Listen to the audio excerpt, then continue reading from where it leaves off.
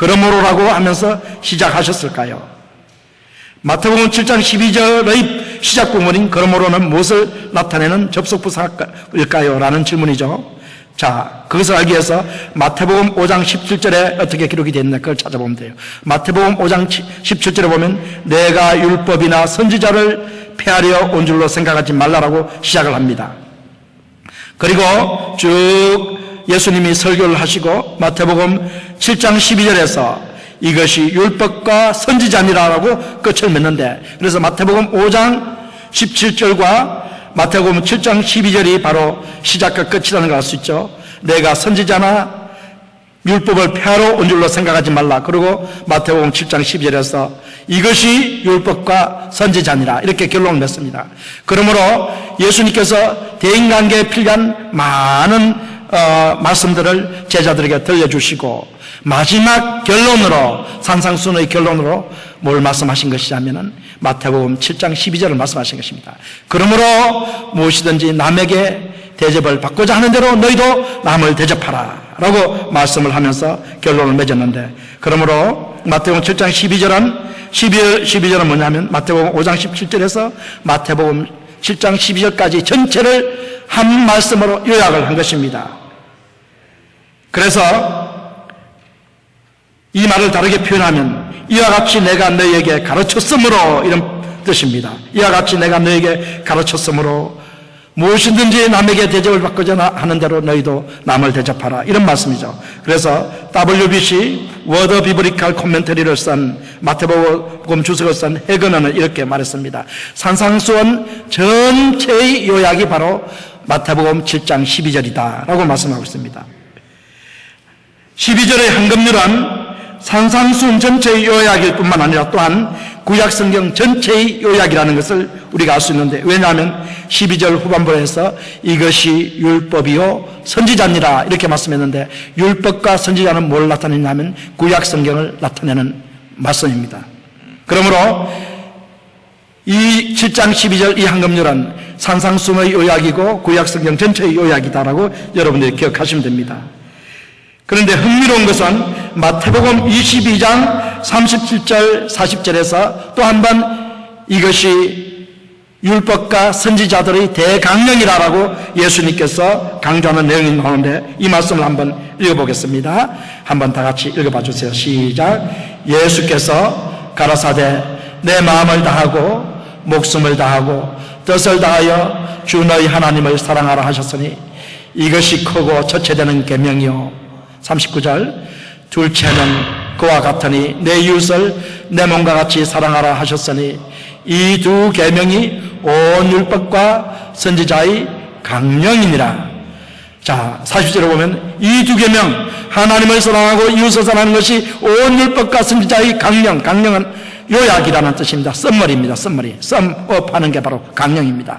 율법과 선지자를 요약하면 하나님을 사랑하고 이웃을 사랑하는 것이다. 이렇게 주님께서 말씀을 해주셨는데, 그래서 마태복음에 보면은 율법과 선지자라고 한 이 내용이 두 가지죠. 하나는 바로 마태복음 7장 12절 이 한금률이고, 또 다른 하나는 바로 하나님 사랑, 이웃 사랑을 바로 율법과 선지자라고 말씀했습니다. 그러면 결론적으로 우리가 뭘 생각할 수 있냐면은 바로 이웃 사랑과 하나님 사랑, 이것이 바로 무엇으로 표현되냐면 황금률로 표현된다는 것입니다. 무엇인지 남에게 대접을 받고자 하는 대로 너희가 남을 대접하라. 그러면 하나님 사랑이며 이것이 바로 이웃 사랑이라는 뜻입니다. 그러므로 오늘 우리가 무슨 결론을 낼 수 있냐면 구약성경 전체의 중심 진리, 센트럴 트루스가 뭐냐면 중심 진리가 무엇이냐면 바로 이 황금률이라는 뜻입니다. 여러분, 그렇기 때문에 이 황금률이 얼마나 귀중한지 모릅니다. 그러므로 이 황금률을 여러분들 지켜야 하는 것이에요. 이게 귀중합니다. 남에게 대접을 받고자 하는 대로 너희도 남을 대접하라. 얼마나 귀중한 말씀인지 모릅니다. 자, 사랑하는 여러분, 저는 지금까지 여러분에게 황금률을 지켜야 하는 두 가지 이유가 무엇인지 말씀드렸습니다. 그 두 가지 이유를 여러분 모두 기억하시기 바랍니다. 첫째 이유는 황금률은 하나님의 명령이기 때문에 지켜야 합니다. 둘째는 황금률은 성경의 중심적 진리, 구약의 요약이기 때문에 지켜야 합니다. 자, 그러면 이제 세 번째 이유, 황금률을 지켜야 하는 세 번째 이유가 무엇인지를 말씀드리도록 하겠습니다. 셋째 이유를 다 같이 읽어보시겠습니다. 시작. 하나님 말씀에 순종할 때 기도 응답을 받기 때문에 우리가 황금률을 지켜야 합니다. 우리가 기도 응답을 받도록 하나님께서 기도하라고 명령하셨는데 하나님께서 기도를 응답해 주시는데 어떤 사람이 기도를 응답해 주냐면 하나님 말씀에 순종하는 분들의 기도를 응답해 주신다는 말씀입니다. 여러분 기억하십시오. 의인의 기도는 역사하는 힘이 많음이라 야고보서 5장 16절에서 말씀하지 않습니까? 자, 그래서 세 번째 이유가 바로 뭐냐면 하나님 말씀에 순종할 때 기도 응답을 받기 때문에 우리가 황금률을 지켜야 한다. 자, 하나님 말씀, 최고의 하나님 말씀이 무엇입니까? 최고의 하나님 말씀. 지금 말씀드리고 있는 이 황금률이 바로 최고의 하나님 말씀이죠.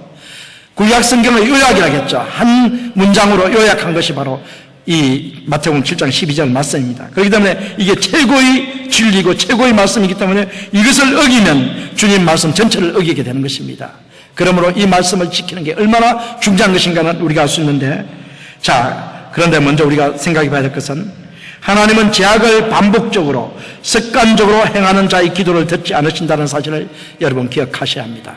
죄악을 반복적으로 습관적으로 행하고 있는 분의 기도는 듣지 않으십니다. 이사야서 1장 15절을 다 같이 읽어보겠습니다. 이사야서 1장 15절 다 같이 시작. 너희가 손을 펼 때에 내가 눈을 가려우고 너희가 많이 기도할지라도 내가 듣지 아니하리니 이는 너희 손에 피가 가득함이니라. 주님이 왜 듣지 않는다고요? 왜 듣지 않습니까? 기도를 많이 하는데도 기도를 안 들어주신대요. 그 이유가 무엇입니까? 너희 손에 뭐가 있다고요? 피가 가득하다. 이건 죄악이 가득하다는 겁니다. 죄악을 늘 짓는 손을 가지고 하나님께 부르짖을 때 이 손을 하나님께서 보지 않으신다라고 말씀하신 것입니다. 이사야서 59장 1절 2절을 보겠습니다. 이사야서 59장 1절 2절 다 같이 읽어보겠습니다. 여호와의 손이 짧아 구원치 못하심도 아니요 귀가 둔하여 듣지 못하심도 아니라 오직 너희 죄악이 너희와 너희 하나님 사이를 내었고 너희 죄가 그 얼굴을 가리워서 너희를 듣지 않으시게 함이니. 여기에서도 분명히 말씀하시는데 바로 너희 죄악이 하나님과 너희 사이를 이렇게 사이를 벌어지게 했다는 것입니다. 그리고 너희 죄가 하나님의 얼굴을 가리워서 하나님을 뵙지 못하게 만들었다는 것입니다. 그러므로 기도 응답을 하나님이 안 해주시는 이유가 바로 여기에 죄악을 행하고 죄를 계속해서 짓는 그런 분에게는 기도 응답이 안 된다는 것입니다. 스가랴서 7장 9절에서 13절도 보겠습니다. 다 같이 보겠습니다. 다 같이 시작. 만군의 여호와가 이미 말하여 이르기를 너희는 진실한 재판을 행하며 피차에 인애와 긍휼을 베풀며 13절입니다. 13절 없습니까? 13절은 제가 읽어보겠습니다. 만군의 여호와가 말하였노라 내가 불러도 그들이 듣지 아니하였음즉 그들이 불러도 내가 듣지 아니하고. 주님께서 내게 오라고 계속 이스라엘 자손들을 불렀는데 이스라엘 자손들이 우상을 섬기며 죄악을 행하며 살인을 범하며 온갖 음행을 행하며 하나님께로 오기를 거부했습니다. 내가 불러도 너희가 듣지 아니하였기 때문에 너희가 나에게 불러도 나를 불러도 내가 너희를 듣지 않겠다. 주님께서 말씀하신 내용이 스가랴서 7장 13절 말씀입니다. 또 10편 66편 18절에서는 다윗이 이렇게 고백을 했습니다. 내가 내 마음에 죄악을 품으면 주께서 듣지 아니하시리니. 내가 내 마음에 죄악을 품고 있으면 주님이 절대로 듣지 않으신다. 여러분, 어거스틴이 유명한 신학자죠. 신학자면서 설교가로서 우리 기독교 사회에 아주 빛나는 이런 참 그런 일들을 감당하신 분입니다. 이 어거스틴이 어릴 때는 아주 방탕했어요. 얼마나 방탕이냐면 17세 때 동거 생활을 시작해가지고 사생활을 하게 하는 이런 일까지 벌이고 또 술과 또 어디에 들어갔냐면 이방 신들 이런 이단을 접하는 마니교까지 숭배하고 결국 마니교의 전도사가 되어서 로마로 파송이 된 사람이 누구냐면 어거스틴이었습니다. 그런데 이 어거스틴이 이제 로마서 말씀을 통해서 참 놀라, 암브로스라는 그 당시 유명한 설교가가 로마에 있었는데, 이 암브로스 감독이 설교하는 이 설교에 은혜를 입어서 회심을 하게 됩니다. 그리고 회심을 하고 이분이 이제 주님을 잘 믿으려고 노력합니다. 아무리 그런데 주님을 잘 믿으려고 노력을 해도 주님의 임재, 주님이 늘 자기와 함께 한다라는 이런 임재를 체험할 수가 없었습니다. 그래서 주님과 가까움을 느낄 수가 없었습니다. 그래서 이분이 하루는 기도를 했습니다. 기도 중에, 주님, 제가 왜 주님을 그렇게 사랑하고 싶고 주님과 가까이 하고 싶은데 왜 주님은 저에게 가까이 해주지 않습니까? 라고 기도를 했더니 주님께서 하시는 말이, 너는 아직도 네가 이전에 행하던 그 쾌락이 너의 마음 중심에 들어있다. 그 쾌락을 버리지 않으면 내가 너에게 가까이 할 수 없다라고 주님께서 말씀해 주셨습니다. 그때 이 어거스틴이 그 마음속에 있는 이 쾌락을 즐기려고 하는 남아있는 그 부분을 해결을 합니다. 그리고 완전히 그 마음속에 있는, 중심 속에 있는 이 쾌락에 젖어있던 이 뿌리를 하나님께 회개하고 이제는 그걸 완전히 청산합니다. 그러면서 그때 성령의 충만함을 받고 이분이 바로 하나님께 귀하게 쓰임받는 이 역사에 귀중한 그런 사역자로서 또 신학자로서 어거스틴, 루터, 켈빈 이렇게 이어지는 위대한 신학자로서 하나님께 쓰임받는 놀라운 일이 있었습니다. 바로 제약이 마음에 들어있을 때 하나님께서 나의 기도를 듣지 않으신다라는 이런 말씀을 다시 고백을 했습니다. 사랑하는 여러분, 자 이제 제약에서 돌이킨 자, 경건한 자의 기도를 들어주신다라고 주님께서 약속을 하셨는데 이 말씀을 기억하시기 바랍니다. 잠언서 15장 29절입니다. 다 같이 읽어보겠습니다. 여호와는 악인을 멀리하시고 의인의 기도를 들으시느니라. 의인의 기도를 들어주시는 분이 누구라고요? 여호와 하나님이시다. 자, 요한복음 15장 7절을 보겠습니다. 다 같이 시작. 너희가 내 안에 가고 내 말이 너희 안에 가면 무엇이든지 원하는 대로 구하라. 그리하면 이루리라. 무엇인지 원하는 대로 구하라. 그러면 이루리라. 어떨 때요?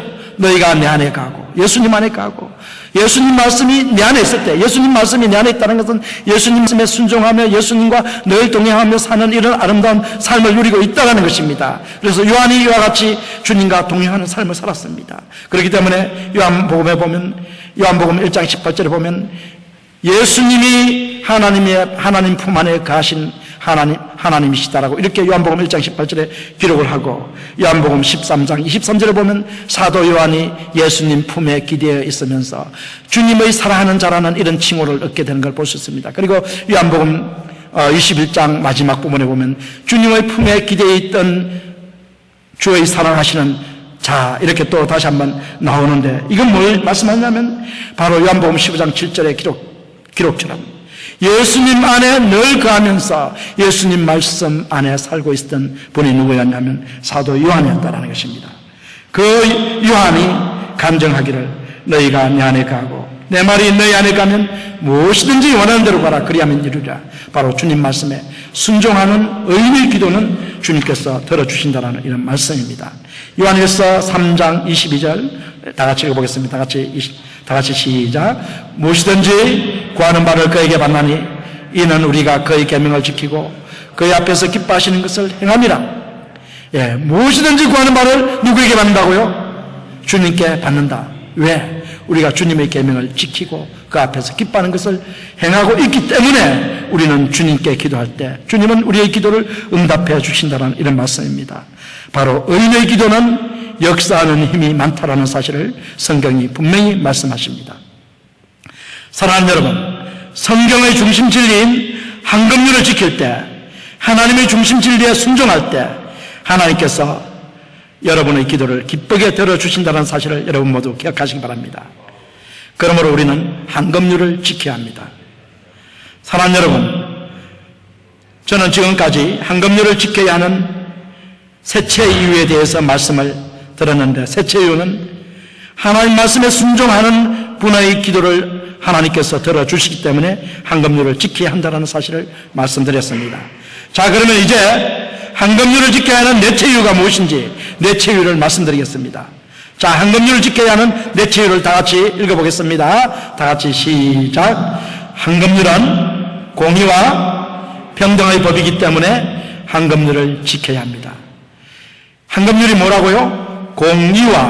공의와 평등의 법이다. 여러분, 황금률이 얼마나 공의롭고 평등한 법인지 여러분들 아마 이제 이해가 되셨을 것이에요. 시편 15편 1절 2절에 보시면 여호와의 산, 거룩한 산, 성산의 거할 자가 누구인가를 질문하고 그에 대답하는 내용이 나오는데, 자, 누가 하나님과 동행하며 하나님과 늘 함께하는 이런 삶을 누리는 삶인가? 한번 읽어보겠습니다. 1절 2절 다 같이 시작. 여호와여, 주의 장막에 유할 자 누구오며 주의 성산에 갈 자 누구오니까? 정직하게 행하며 공의를 일삼으며 그 마음에 진실을 말하며. 정직과 공의는 같이 가는 것입니다. 정직하게 행하며 공의를 일삼는 사람이 어디에 갈 수 있다고요? 하나님과 함께 할 수 있다는 것입니다. 우리가 여기에 교회에 와 있지만 하나님과 함께 하는 분이 있고 하나님과 함께 하지 않는 분이 있습니다. 누가 하나님과 함께 하는 분입니까? 교회에 와 있지만, 와 있을 때 정직하며 공의를 일삼는 분이 하나님과 함께 하는 분이에요. 육체만 와 있어서 하나님과 함께 하는 것이 아닙니다. 그런즉 사랑하는 여러분, 자, 그러면 공의, 저스티스인데 공의를 행하는 방법이 무엇일까요? 이게 중요하죠. 공의를 어떻게 하면 행할 수 있을까? 하나님과 함께하는 삶을 살기 위해서 공의를 행해야 되는데 어떻게 하면 우리가 공의를 행할 수 있을까요? 공의. 네, 다른 사람을 나에게 대하듯, 다른 사람들을 나에게 대하듯, 다른 사람들을 나를 사랑하듯 사랑할 수 있는 방법, 그것이 무엇인가? 네, 그것은 바로 황금률을 지키는 것입니다. 남에게 대접을 받고자 하는 대로 너희가 남을 대접하라. 이 황금률을 지키는 것이 곧 공의요 평등입니다. 황금률은 다른 사람에게 편애, 파셜리티를 가지고 대하지 않고 오직 다른 사람을 나를 대하듯 공의롭게 정직하게 대하는 법이 바로 황금률입니다. 황금률은 공의와 평등의 법입니다. 나폴레옹 황제가 세인트 헬라나 섬에서 몇 사람의 병사를 거느리고 내려가고 있었는데, 언덕을 내려가고 있었습니다. 그때 농부한 사람이 무거운 짐을 지고 올라오고 있었습니다.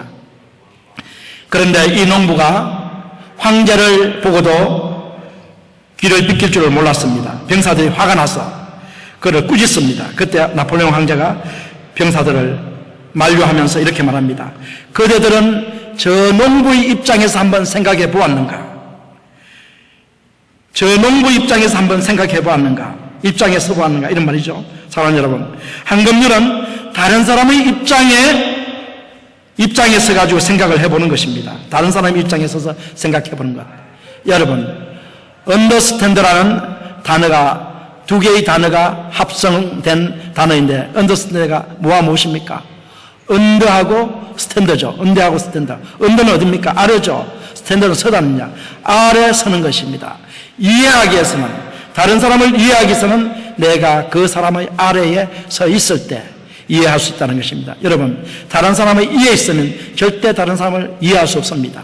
나폴레옹이 그 농부를 이해할 수 있었던 것은 바로 농부의 아래의 자리에, 황제의 자리가 아니라 농부의 아래의 자리에서 그 농부를 바라보았기 때문입니다. 적어도 나폴레옹은 농부와 같은 그 위치에 서서 농부를 바라보았던 것입니다. 그러므로 농부의 입장을 충분히 이해할 수 있었습니다.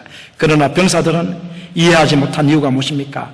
나폴레옹이 황제이기 때문에, 나폴레옹 황제가 가는 것 때문에 이 농부는 너무나 하찮게 보였습니다. 그래서 농부를 이해할 수 없었던 것입니다. 사랑하는 여러분, 이것이 바로 뭐냐면 황금률이에요. 다른 사람의 입장에 서는 것, 다른 사람의 위치에 서는 것, 이것이 바로 황금률이에요. 그 위치에서 생각을 해볼 때 우리가 황금률을 지킬 수가 있는 것입니다. 그러므로 이 황금률은 나를 편애하지 않고, 편견을 가지고 나를 사랑하지 않고 다른 사람을 공의롭게 평등하게 나와 같이 대하는 법이 바로 황금률입니다. 그러므로 황금률은 공의와 평등의 법입니다. 사랑하는 여러분, 황금률은 공의와 평등의 법이기 때문에 우리가 황금률을 지키는데 솔선수범을 해야 합니다.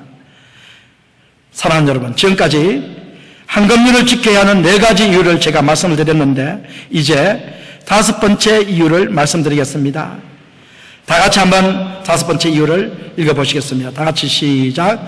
황금률은 포괄성의 법이기 때문에 황금률을 지켜야 한다. 예, 왜 황금률을 지켜야 합니까? 포괄성의 법, 포괄성의 법이라고 여러분들 기억하시면 되겠습니다. 모든 것을 포함하는 것입니다. 모든 것을 인클루전 하는 거죠. 포함하는 이 법이 바로 황금률인데, 대인관계에서 내가 행해야 하는 모든 주님의 말씀, 명령이 있는데 이 명령을 다 포함하는 것이 바로 뭐냐면 이 황금률이에요. 그래서 황금률의 시작에서 그러므로 무엇이든지 이렇게 주님께서 말씀하셨습니다. 무엇이든지 everything이죠. whatsoever죠. 무엇이든지 모든 것, 이것을 다 남들이 원하는 대로 너도 남들에게 하라. 이것이 황금률입니다. 그러므로 황금률에서 우리가 행할 내용은 성경에서 가르치고 있는 모든 것이죠. 산상수훈에서는 예수님이 몇 가지만 예를 들어서 말씀을 하셨는데, 이 산상수훈에 포함된 이 말씀들 외에 성경에 나오는 모든 것이 포함되는 것이 바로 황금률이다. 사랑하는 여러분, 다른 사람이 여러분에게 해주길 원하는 것은 무엇입니까? 여러분들이 다른 사람들로부터 받기를 원하는 것이 무엇입니까? 그것이 무엇이든지 그대로 여러분이 다른 사람들에게 행하십시오. 이것이 황금률의 포괄성입니다. 여러분이 존경받기를 원하십니까? 여러분이 사랑받기를 원하십니까? 존경받기를 원하면 존경하십시오. 사랑받기를 원하면 사랑하십시오. 여러분이 높임받기를 원하면 낮은 자리로 내려가십시오. 여러분들이 칭찬받기를 원하면 다른 사람을 칭찬하십시오. 여러분이 용서를 받기를 원하면 용서를 먼저 하십시오. 여러분들이 구제받기를 원한다면 먼저 도와주십시오. 여러분들이 비판받고 싶지 않으면 비판하지 마십시오. 이것이 바로 황금률이에요. 황금률. 부부가 극장에 갔습니다. 부부가 극장에 갔어요. 딱 이제 극장에 가서 이제 뭐 볼까 서로 이제 프로를 이게 서로 찾죠. 미국에 보면 극장에 들어가면 이제 이걸 다른 프로들 몇 가지 상영하고 있죠. 그래서 그 부부가 어느 걸 볼까 이제 결정을 이제 하게 됐는데, 아내가 말합니다. 영화 뭐 볼까? 하고 아내가 물었어요. 남편에게 영화 뭐 볼까? 그러니까 남편이 아저씨가 재미있겠는데 아저씨 볼래? 하고 아내가 말했어. 아저씨 보면 안 되겠어? 그랬어. 그러니까요, 아내는 아저씨는 집에서 맨날 보니 악마를 보았다를 보면 더 좋겠다라고 아내가 대답을 했습니다. 그랬더니 남편이 뭐라고 했을까요?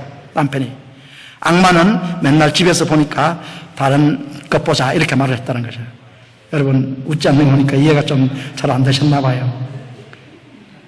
자, 여러분, 바로 가는 말이 고와야 어떻게 되는 거예요? 오는 말이 곱다라는 거 여러분 기억하시기 바랍니다. 자, 사랑하는 여러분, 황금률을 지켜야 하는 다섯 번째 이유를 기억하십시오. 황금률은 대인관계의 모든 것입니다. 황금률은 포괄성의 법칙이기 때문에 우리가 황금률을 지켜야 합니다. 자, 그러면 이제 여섯째 이유, 황금률을 지켜야 하는 여섯 번째 이유가 무엇일까요? 다 같이 한번 큰 소리로 한번 읽어보겠습니다. 다 같이 시작.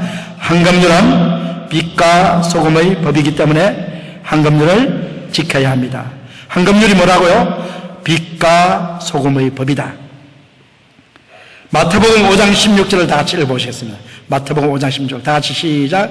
이같이 너희 빛을 사람 앞에 비치게 하여 저희로 너희 선한 행실을 보고 하늘에 계신 너희 아버지께 영광을 돌리게 하라. 예수님이 너희는 세상의 소금이니, 예수님이 너희는 세상의 빛이라고 말씀하셨는데, 이 소금과 빛은 우리가 어떤 행동을 하는 것일까요? 우리가 세상의 소금과 빛이 된다라고 하는 것, 이것은 우리가 어떤 행동을 하는 사람일까요? 세상에 어떤 행동을 할 때 우리가 소금과 빛이 됩니까? 어떤 행동을 할 때? 악한 행동입니까? 선한 행동입니까?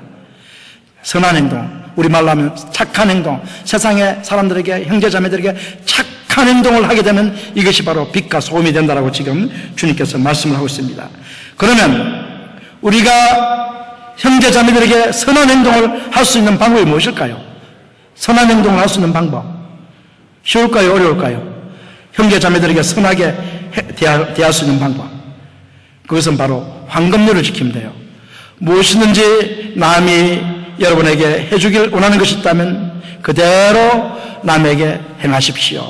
이게 바로 형제 자매들에게 우리가 선을 행할 수 있는 것이고 세상 사람들에게 선을 행할 수 있는 방법입니다.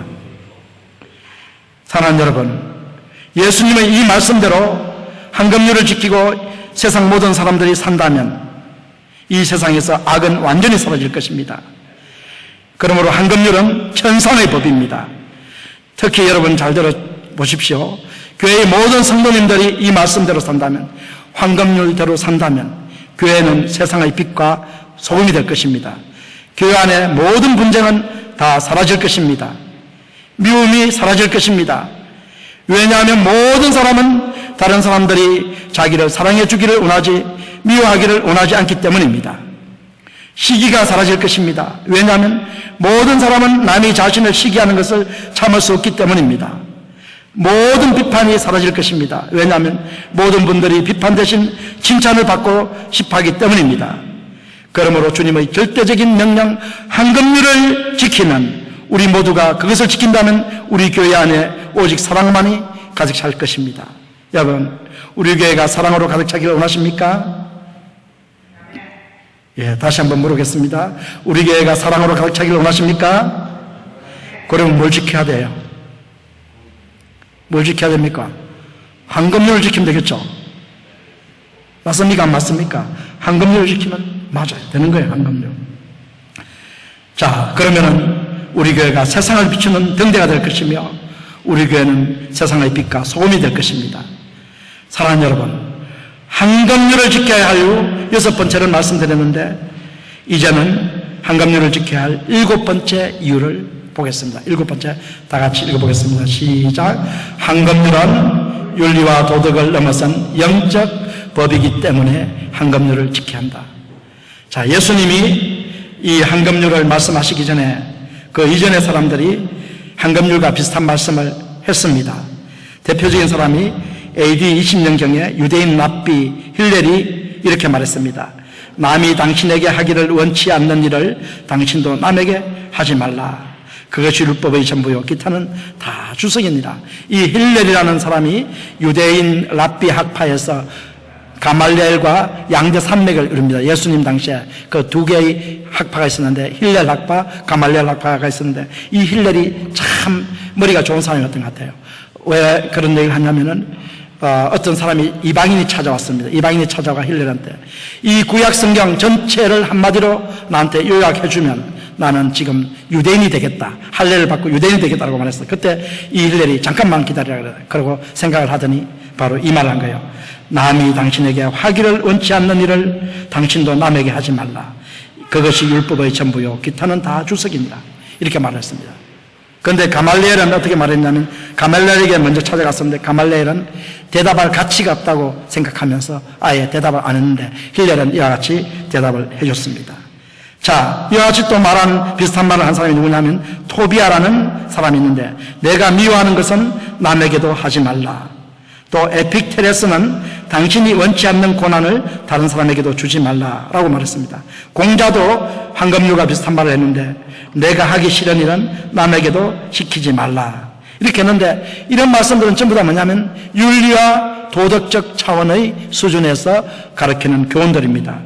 자, 그런데 주 예수님께서는 이 말들을 모두 포함하는 광의의 황금률, 적극적이고도 긍정적인 표현의 황금률을 말씀해 주셨는데 무엇이든지 남에게 대접을 받고자 하는 대로 너희도 다른 사람을 대접하라.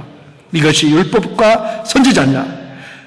본질적으로 인간은 이기적인 존재입니다. 그래서 다른 사람이 나에게 해주기를 원하지만 다른 사람이 나에게 그것을 해주기를 다른 사람도 같이 원한다는 사실을 알지 못합니다. 그러므로 예수님은 이 황금률을 말씀하심으로 인해 가지고 다른 사람도 내가 원하는 것을 원하고 있다는 것을 깨닫도록 해주시는 것이 바로 이 황금률입니다. 그러므로 황금률은 타인에게 기대하기 전에 먼저 자신이 희생적, 능동적, 적극적인 사랑을 타인에게 실천하라는 것입니다. 그러므로 황금률은 이타적인 사랑입니다. 이기적인 사랑이 아닙니다. 황금률은 이타적인 사랑입니다. 또한 주 예수님께서 우리에게 주신 황금률은 윤리와 도덕의 차원을 넘어선 영적 교훈입니다. 힐렐, 토비아, 에픽테레스, 공자의 경우는 인간의 힘으로 윤리와 도덕을 실천하라는 가르침을 주었는데, 그러나 주 예수님께서는 하나님의 도우심이 없이는 황금률을 실천할 수 없음을 분명히 말씀하십니다. 왜냐하면 우리들에게 기도하면 좋은 것, 성령을 주실 것을 약속하신 다음에, 바로 그 다음에 황금률을 실천하도록 말씀하셨기 때문입니다. 그러므로 타락한 본성을 가진 우리 자신의 힘으로는 이 황금률을 실천할 수 없으나, 기도하여 성령 충만함을 잊게 되면 우리가 황금률을 실천할 수 있게 된다는 말씀입니다. 그러므로 황금률은 윤리와 도덕의 법을 넘어선 영적인 법입니다. 우리가 기도하여 성령의 능력으로 황금률을 지킬 수 있는 영적인 법이 황금률입니다. 우리는 성령을 모신 사람들로서 성령의 능력으로 이 황금률을 지켜야 합니다. 사랑하는 여러분, 드디어 이제 황금률을 지켜야 할 8번째 이유, 마지막 이유를 이제 다 같이 한번 읽어보겠습니다. 다 같이 시작. 황금률은 축복의 법이기 때문에 우리가 황금률을 지켜야 합니다. 황금률은 소극적으로 남에게 악을 행하지 않는 데서 그치는 것이 아닙니다. 남을 축복하는 법이 바로 황금률이에요. 그 축복을 통해서 자신이 축복을 받는 법이 바로 황금률이에요. 19세기 런던에서 유명한 세계의 교회가 선의의 경쟁을 하면서 성장하고 있었습니다. 이 세계의 교회의 담임 목사님들은 세계를 뒤흔들었던 유명한 분들이었습니다. 그리스도 교회의 마이어의 목사님, 침례교회의 유명한 스펄전 목사님, 웨스트민스터 교회의 캠벌 목사님이 그 설교회를 목회하고 있었습니다. 그런데 이 세 분 중에서 그 영향력이나 인기도가 가장 낮은 분이 바로 누구냐면 마이어 목사님이었습니다. 그런데 사랑하는 여러분, 마이어 목사님이 어느 날 자신의 일기에서 이런 고백을 했습니다. 왜 그런지 나는 기도만 하려고 하는 스펄전과 캠벨 몰간에 대한 질투와 시기심 때문에 내가 기도를 더 이상 할 수가 없다. 그도 사람이기 때문에 있을 수 있는 솔직한 고백이었습니다. 그래서 마이어 목사님은 그 문제를 놓고 하나님께 진지하게 기도를 많이 했습니다. 특히 다른 사람들이 스펄전 목사님이나 캠벨 목사님을 칭찬하는 소리를 들으면 그는 하나님, 두 분을 시기하는 마음과 두 분을 미워하는 마음을 내 마음속에서 쫓아내 주옵소서라고 기도를 했습니다. 그러나 아무리 기도를 해도 그의 마음속에 시기와 미움이 사라지지 않았습니다. 하나님, 시기하지 않게 도와주옵소서. 아무리 기도해도 그의 마음속에 시기만 일어날 뿐이었습니다. 그러다 어느 날 하나님께 깊이 기도드리고 있는 중에 다음과 같은 하나님의 음성을 들었습니다. 마이어, 너는 지금까지 시기하지 않게 해달라고 기도만 했지 스펄전 목사를 위해서, 캠벨 목사를 위해서 축복 기도를 해본 적이 있느냐라고 하나님께서 마이어 목사님에게 음성을 들려주셨습니다. 그때 이 마이어 목사님은 무릎을 꿇고 그 자리에서 스펄전 목사님을 위해서 축복 기도를 합니다. 마이어 목사님을 위해서 축복 기도합니다. 하나님, 이 스펄전 목사님과 마이어 목사님이 설교를 지금보다 훨씬 더 잘해서 그 교회가 더욱더 부흥하게 해주세요 라고 이렇게 축복 기도를 했습니다. 그 다음날 조용한 큐티 시간에 마이어 목사님이 이렇게 고백과 기도를 하고 적었습니다. 나는 이제 자유를 얻었다. 평안을 얻었다. 내 마음속에 기쁨이 솟는다. 나는 평화를 얻었다. 나에게 이러한 자유와 환희를 가져다 주는 축복이 있음을 알지 못하고 나는 비판을 했다. 나는 시기를 했다. 오 하나님이시여, 나를 용서해 주신 것을 감사드립니다. 이제 다시는 비판이나 시기의 노예가 되지 않도록 도와주시고 축복의 삶을 살게 도와주시옵소서. 사랑하는 여러분, 하나님의 평안과 복을 받기 원하십니까? 그러면 사랑하는 여러분, 여러분이 비판하고 시기하고 싶은 분들을 위해 평안을 빌고 복을 비는 축복 기도를 해주시기 바랍니다. 사랑하는 여러분, 기억하시기 바랍니다. 황금률은 남을 축복하는 법이며 또한 그 축복을 통해서 자신이 복을 받는 법입니다. 사랑하는 여러분, 기억하십시오. 황금률은 축복의 법이기 때문에 우리가 황금률을 지켜야 합니다. 사랑하는 여러분, 지금까지 저는 황금률을 지켜야 하는 8가지 이유에 대해서 말씀을 드렸습니다. 여러분은 그중 몇 가지나 기억하십니까? 그 8가지를 요약하면 다음과 같습니다. 첫째, 황금률은 하나님의 명령이기 때문에 지켜야 합니다. 둘째, 황금률은 성경의 중심 진리, 성경의 요약이기 때문에 지켜야 합니다. 셋째, 하나님의 말씀에 순종할 때 기도 응답을 받기 때문에 황금률을 지켜야 합니다. 넷째, 황금률은 공의와 평등의 법이기 때문에 우리가 황금률을 지켜야 합니다. 다섯째, 황금률은 포괄성의 법이기 때문에 우리가 황금률을 지켜야 합니다. 여섯째, 황금률은 빛과 소금의 법이기 때문에 우리가 황금률을 지켜야 합니다. 일곱째, 황금률은 윤리와 도덕을 넘어선 영적인 법이기 때문에 우리가 황금률을 지켜야 합니다. 여덟째, 황금률은 축복의 법이기 때문에 우리가 황금률을 지켜야 합니다. 방금 황금률을 지켜야 하는 이유 8가지를 말씀드렸는데 여러분께서는 다는 기억하지 못해도 몇 가지는 꼭 기억했을 줄 믿습니다. 사랑하는 여러분, 여러분이 남에게 칭찬받기를 원하십니까? 그렇다면 여러분이 먼저 칭찬하십시오. 여러분이 남에게 격려받기를 원하십니까? 먼저 남을 격려해 주십시오. 여러분이 남에게 사랑받기를 원하십니까? 먼저 사랑하십시오. 여러분이 남에게 도움받기를 원하십니까? 먼저 그분을 도와주십시오. 여러분이 남에게 용서받기를 원하십니까? 먼저 용서하십시오. 사랑하는 여러분, 어떤 바보가 어느 누구도 자기를 인정하지 않는 사실 때문에 고민을 했습니다. 이 바보가 인생을 비관한 나머지 산에 가서 소리를 지르려고 산에 올라가고 있었습니다. 그런데 산도 자기를 아는 체 하지 않았습니다. 산에 올라가면서 얼마나 비관했는지 큰 소리로 외쳤습니다. 나는 너를 싫어한다. 그랬더니 산울림이 들려왔습니다. 나는 너를 싫어한다. 그래서 바보는 너무 비참했습니다. 마침 자기 옆을 지나가고 있는 현자에게 산마저 나를 싫어한다고 하니 제가 살 가치가 있겠습니까? 라고 현자에게 물어봤습니다. 그때 현자가 대답합니다. 그러면 형제여, 이렇게 큰 소리를 한번 외쳐보십시오. 나는 너를 사랑한다라고 한번 외쳐보십시오.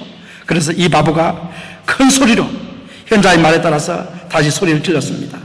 나는 너를 사랑한다. 그 소리가 다시 메아리 쳐왔을 때, 나는 너를 사랑한다는 말이 메아리 쳐왔을 때 이 바보는 크게 깨달았습니다. 크게 깨달았습니다. 남을 대접하는 대로 나도 대접을 받는구나. 내가 남을 인정하지 않아서 남이 나를 인정하지 않았구나. 사랑하는 성도 여러분, 맞습니다. 남에게 대접을 받기 원하면 먼저 대접하십시오. 다 같이